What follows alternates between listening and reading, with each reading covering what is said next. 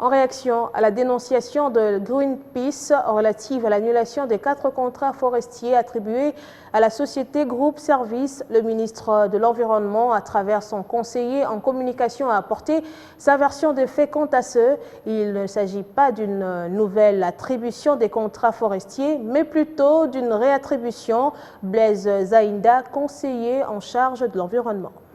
Nous avons été surpris d'apprendre qu'il s'agirait des contrats qui seraient illégaux,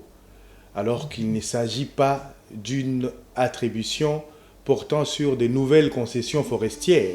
à des tierces personnes. Non, c'est tout simplement une réattribution de concessions qui existaient déjà à des exploitants beaucoup plus viables, car il faut le relever, au niveau du code forestier, allant des articles 114 aux articles 116,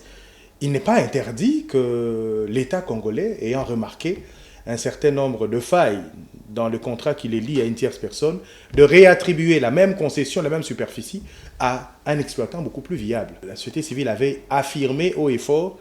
que le ministre avait attribué de nouvelles concessions à des tierces personnes et violerait ainsi le moratoire, ce qui n'est pas du tout vrai.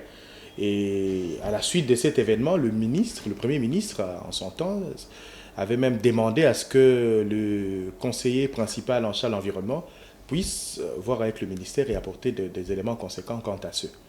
Et c'est de droit que les ONG de la société civile peuvent saisir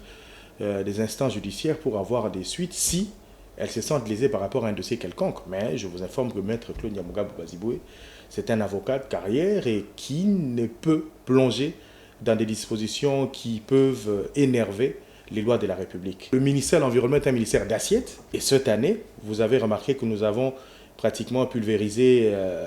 les chiffres avec 120% d'assignation dépassée, ce qui est une première, et on obtient cela qu'en essayant de travailler pour sauvegarder nos forêts, les exploiter, mais aussi permettre à l'État congolais de disposer de moyens conséquents, mais aussi, voudrais-je ajouter, lutter contre les changements climatiques, mais surtout permettre à ce que les trésors publics puissent bénéficier de fonds sortant du ministère de l'Environnement.